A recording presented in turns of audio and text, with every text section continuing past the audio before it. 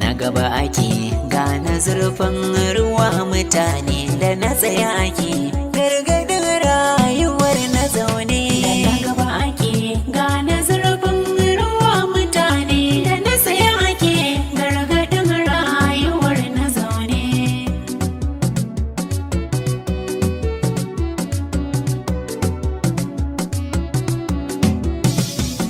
Da na gaba ake gane zurfin ruwa, ka tsallake bado sai ka ɗaukai inuwa, kalla ka ga shirin naka ne dan uwa, domin kuwa yana taimakon rayuwar mutane. Da na gaba ake gane zurfin ruwa mutane da na tsaya ake gargadin rayuwar na zaune. Da na gaba shirin na da daɗin gani.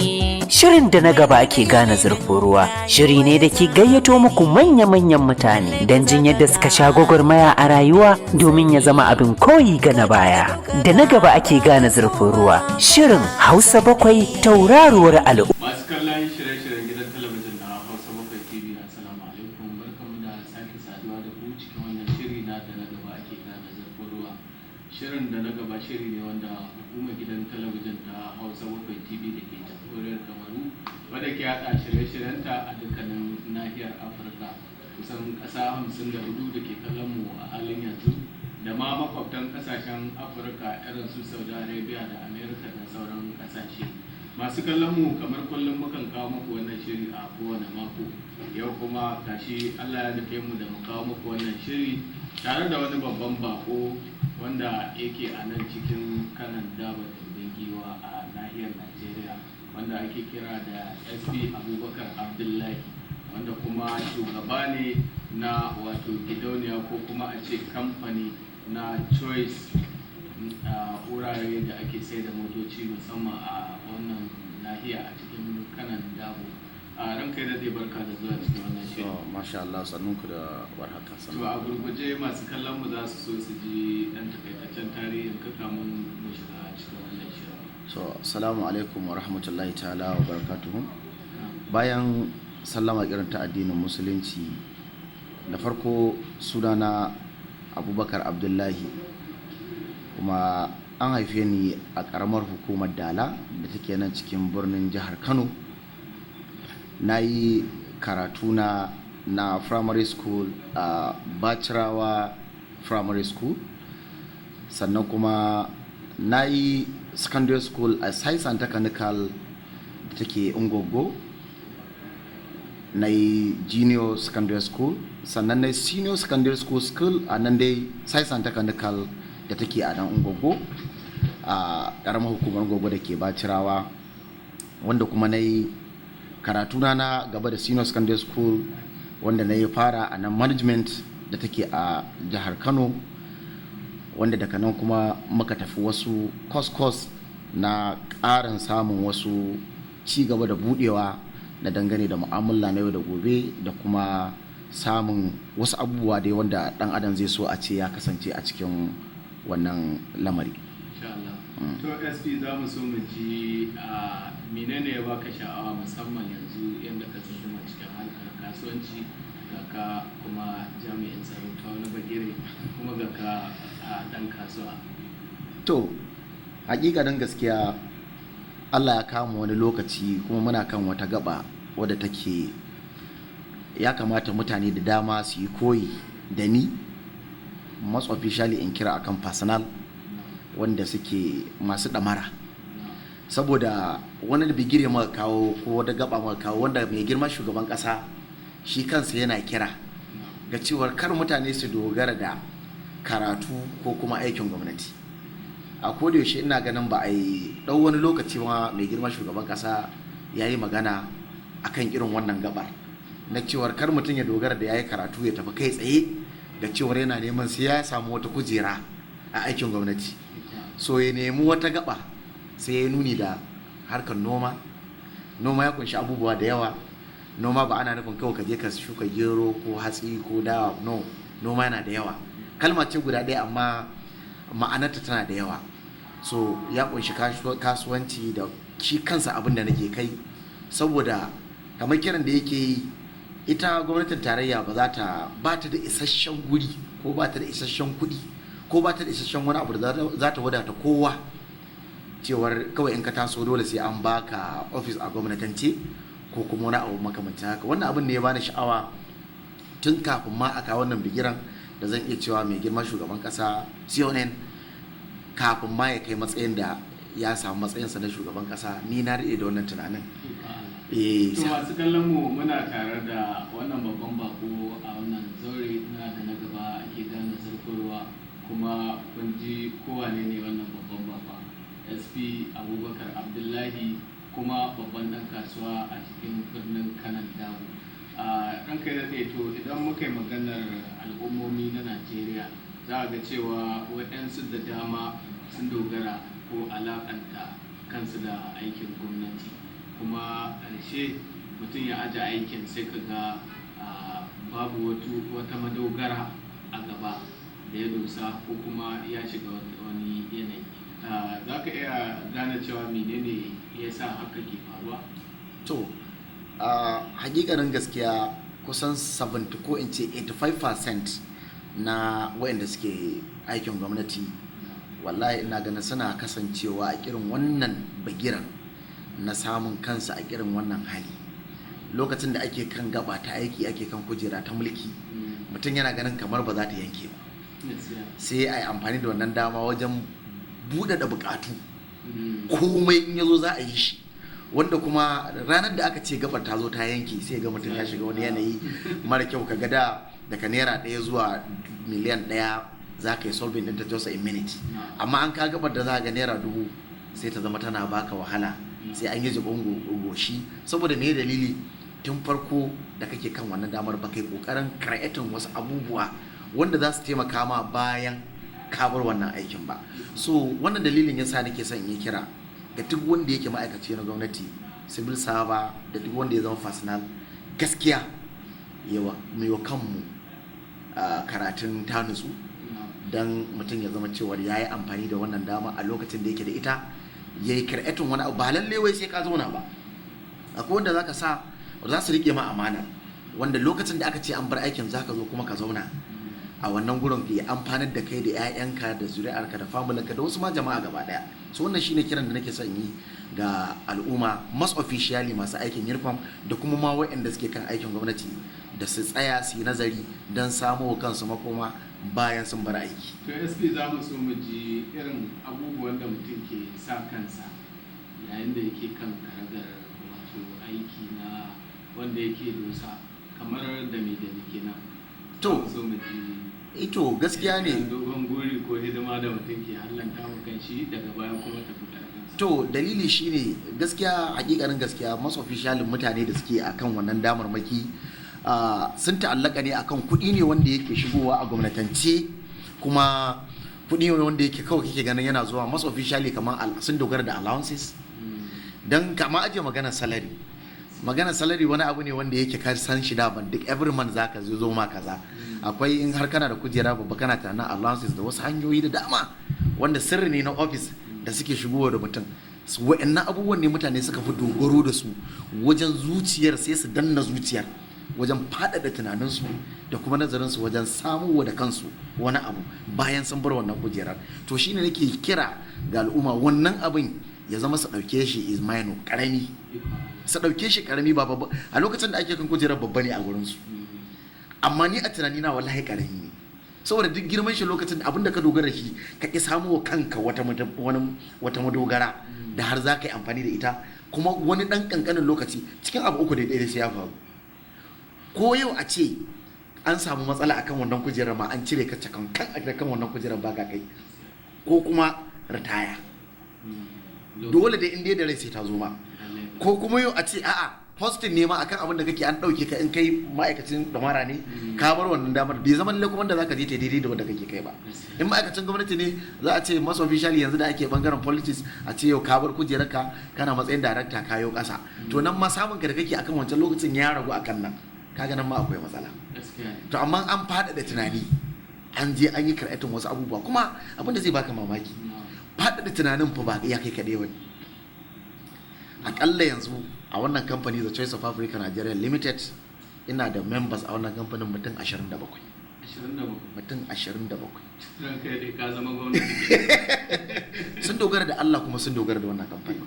Da wannan kamfanin suke ci su sha kuma su taimaka iyalinsu da ma ragowar mutane da ba mu sani ba. Mu iya wanda suke cikin mu sani mutum 27, su kuma inda suke ƙarshen su mutum nawa ne, kuma mutum 27 nan ina ganin wallahi bai muka cire mutum 7 ko 8 wanda ba su da aure ba, daga mai mata 2 kai hanna da mai mata 3 a gidan nan anan ko memba ne a wannan kamfanin. To kaga mu ba abin da zamu ce wa Allah sai dai godiya. Kuma abin da zai baka mamaki da ake ubangiji ya albarkaci lamarin, ni dai babu wani abu da zan ce gwamnati ta shigo min da shi ko ta kama wani tallafi a gidan nan wanda za a ce ga wasu mutane na amfana da wannan wani abu ne daga gwamnati direct ya zo dan mu yadda muke mun ɗauke wa gwamnati wani nauyi babu. To kyakkyawar niyyar da fatan shi ya sa mu muke kai, kuma gashi mun gode wa Allah duk wanda zai zo a manyan mu suna sha'awar mu kuma suna son mu yi aiki tare, mu tsira tare, mu faɗi tare, mu tsira tare, mu gode tare, mu tsira tare. To SP za mu so mu ji me yasa ka faɗaɗa tunaninka ya zuwa sama wannan wato gidauniya suna Choice of Africa, wato zaɓin 'yan Afirka. To hakikarin gaskiya ni dai ɗan Afirka ne, a Afirka ma kuma ƙasa wadda take mafi girma, ko in ce kama aje magana ƙasa jihar wadda take tilo kadai a duk Afirka babu jihar ta wuce Kano. Kano ne muke da komai enough, me ba wanda Allah bai bamu ba. Kuma duk wanda yake a Afirka nan, a jihohin Afirka da muke da su, burinsa ya zo jihar Kano. Na yi wannan tunanin, ni na taso a jihar Kano, mahaifiyata Kano, mahaifina Kano, kakannina gaba ɗaya ba wanda ban gani ba, kuma asalinsu 'yan jihar Kano ne. So wannan dalilin ya sa na taso, kuma gaskiya babban abin da ya samun kaimi har na samu wannan abin, na samu support ne daga wajen manya na wanda muke aiki tare, sai ya zama su ma suna da zuciya irin tawa, sai suka ba ni karfin gwiwa wanda da na samu rashin wannan sport din to ba zan kawo matsayin da nake kai ba.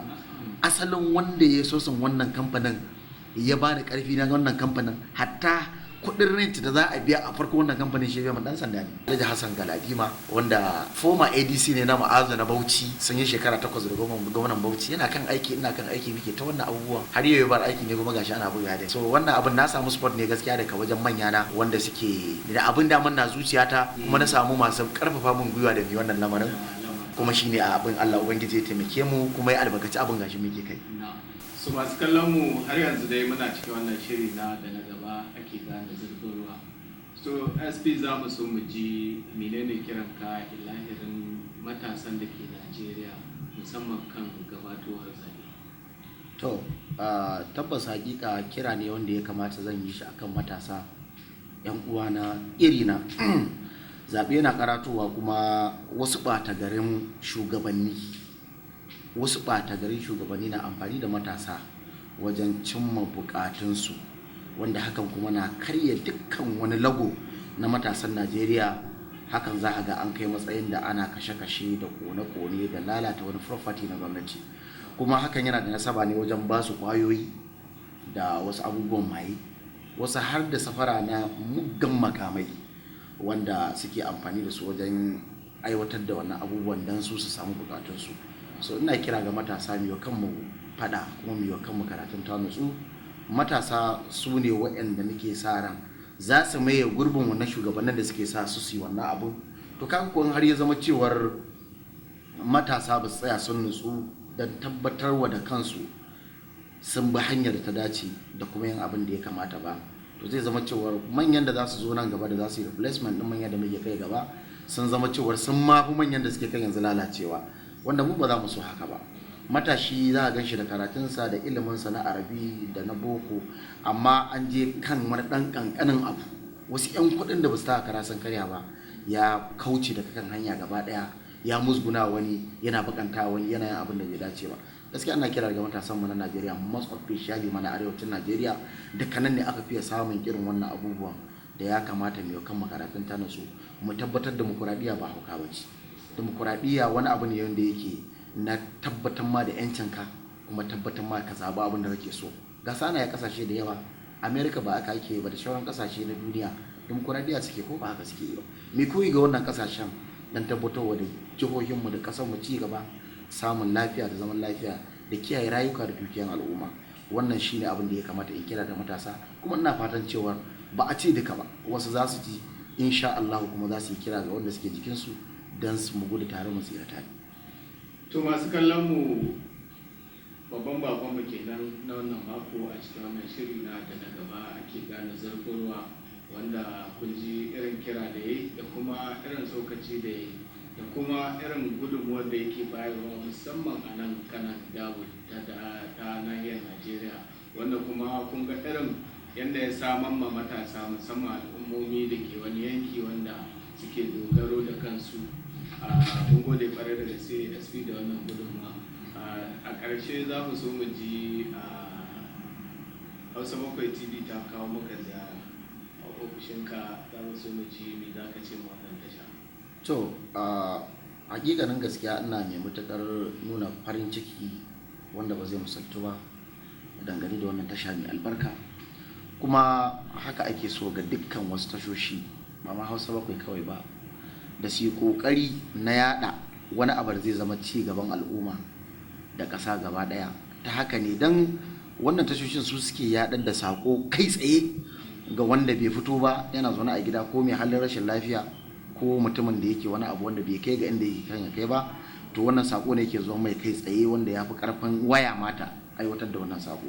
So wannan gidan talabishin ina mai matuƙar farin ciki da ku, kuma ina muku fatan alkhairi da addu'ar samun ci gaba fiye da yadda ake yanzu, wanda za ku kai matsayin kamar yadda su BBC da CNN suke a faɗin duniya gaba ɗaya, zama kun zagaye ko ina a nahiyar Afirka. Kuma kamar yadda ka kira kuna da ƙasashe 50 da wani abu, to ina son ji an ce kuna da ƙasa sama da 500 ko 700 yan gaba. Insha Allah ubangiji albarkaci wannan gida da dukkan jagororin wannan gida, tun daga kan mai gadin ma wannan gida har zuwa sama. Allah ubangiji ya yi albarkace ku, ya ba ku ƙwarin gwiwa da goyon baya na cimma wannan abu. Wannan aiki ne mai kyau wanda yake wallahi in mutum ya dogaro da kansa kuma ya yarda yana yi dan Allah, ta wannan hanyar zaka samu aljannarka, kuma ta wannan hanyar zaka fada wuta tsamu. To mai amfani da, ko in ce ina kira ga ku yi amfani da wannan dama da Allah ubangiji ya baku na tabbatarwa da kanku adalci da yada abin da yake na gaskiya da kaucewa abin da yake kuma ba mai kyau ba, dan samun ci gaba a wannan tasha taku mai albarka. Allah ubangiji ya riko da hannunku, ya kuma ya riko da hannun wannan tasha mai albarka. Ina godiya, wannan shine kira da zan yi ga wannan tasha. To mun gode kwarai da gaske SP Abubakar Abdullahi, masani akan harkokin kasuwanci kuma dan kasuwa, wanda yake kuma babban ma'aikaci a wato hukumar 'yan sanda ta kanan dabo. Mun gode kwarai da gaske da wannan gudunmuwa. To masu kallon mu, ana gwada mana lokaci yayi halinsa, duka a nan za mu dasa aya wannan shiri, sai mai kowa mai komi ya sake kai wani lokacin inda za ku ji ci gaban wannan shiri ko kuma wani sabon shirin. A madadin sashen shirye-shirye na gidan talabijin na Hausa Bakwai TV da ke jamhuriyar Kamaru, da kuma shi kan shi babban bakonmu SP Abubakar Abdullahi da ya ba mu gudunmuwa a wannan sati, ne Musbawa Abubakar muke cewa mai na lafiya.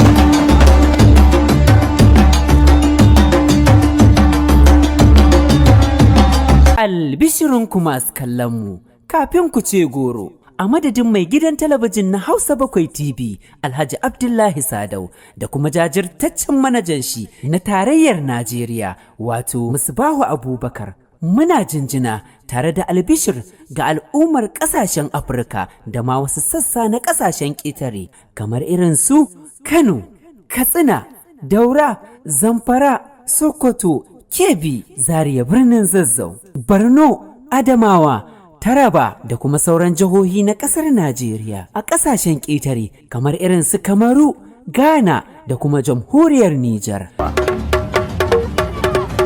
Hausa Bakwai, tauraruwar al'umma. An ce tafiya maganin gari mai nisa ce. Hausa Bakwai. Asalin gona ya al'umma kuji kuya ce. Hausa Bakwai. Ai Hausa Bakwai tasha ta TV ta zarce. Hausa Bakwai. Haske ya billo ta ko ina ku tsaya ku ji maliya ce. Haske ya billo tashar Hausa Bakwai kauye da gari mai daɗin kallo. Tauraruwar al'umma ta yi fice.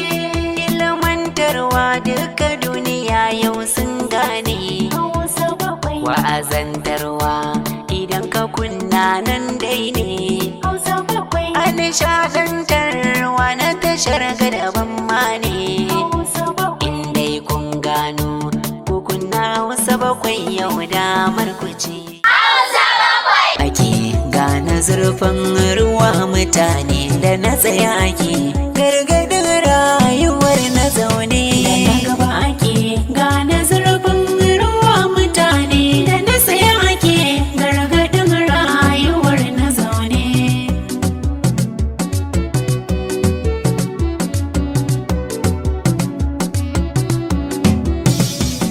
da na gaba ake gane zurfin ruwa ka tsallake bado sai ka ɗaukai inuwa kalla ka ga shirin naka ne dan uwa